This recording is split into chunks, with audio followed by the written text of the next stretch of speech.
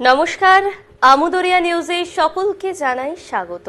আমি বর্ণা হাজির হয়েছি একটি বিশেষ খবর নিয়ে। কোল্ড প্লে নিয়ে তুমুল উন্মাদনা ভারতে। কোল্ড প্লের কনসার্ট নিয়ে ভারতে যেন ঝড় বইছে। সেসব আলোচনা করার আগে জেনে নিন এরা কারা। কোল্ড প্লে একটি ব্রিটিশ রক ব্যান্ড, যেটি 1997 সালে তৈরি হয়েছে।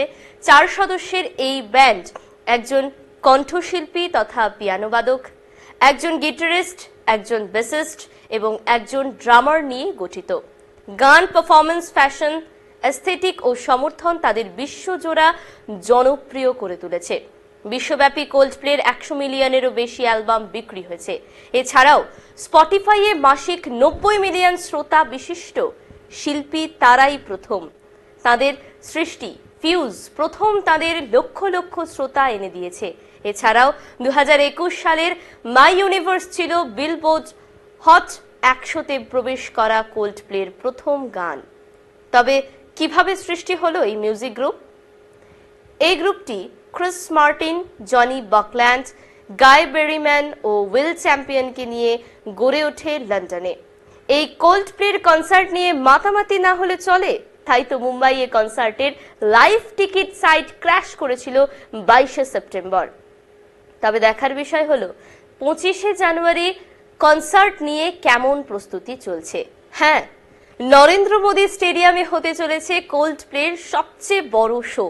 এই কনসার্ট নিয়ে হইচই শুধুমাত্র টিকিট কেনাতেই আটকে নেই, এমনকি হোটেল বুক করা হয়ে উঠেছে মুশকিলের ব্যাপার। সম্প্রতি জানা গিয়েছে রাজ্য জুড়ে হোটেল রুমের দাম আকাশ ছুঁয়েছে।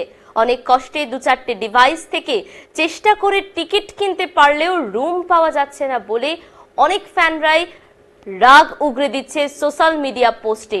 বেরিয়েছে অজস্র মিম এবং হাস্যকৌতুক পোস্ট। নেটিজেনদের টুইট অনুসারে হোটেল রুমের দাম অসম্ভবভাবে বেড়ে চলেছে। এমনও দেখা যাচ্ছে যে এক রাতের জন্য রুমের ভাড়া প্রায় 1 লাখ। ভাবা যায়? কারণ মতে আইটিসি নর্মদা আহমেদাবাদে 25 তারিখের রুম ভাড়া 90,000। তাই স্বাভাবিকভাবেই যদি কোল্ড প্লের কনসার্ট দেখতে হয় তবে তাতে মধ্যবিত্তের 6 মাসের মাইনে চলে যাবে। 5 স্টার হোটেলই নয়, মাঝারি মাপের হোটেলগুলিতেও 50,000-এর বেশি ভাড়া নেওয়া হচ্ছে এদিনের জন্য। বেশি টাকা যাতে খরচ না হয় সেজন্য অনেক নেটিজেন বহু তারিখা ব্যবহার করেছেন। আগে থেকে যারা হোটেল বুক করে রেখেছিলেন, কনসার্ট ঘোষণা হওয়ার পর তাদের কাছ থেকে অ্যাডভান্স টাকা চাওয়া হচ্ছে হোটেলের তরফ থেকে। টিকিট নিয়েও চলছে কারচুপি। আগে থেকে টিকিট কিনে রেখে সেগুলিকে ব্ল্যাকে বিক্রি করা হচ্ছে চড়া দামে। স্বাভাবিকভাবেই রাগে ফুঁসছেন ফ্যান ফলোয়াররা।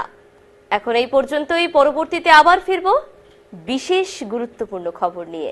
ধন্যবাদ।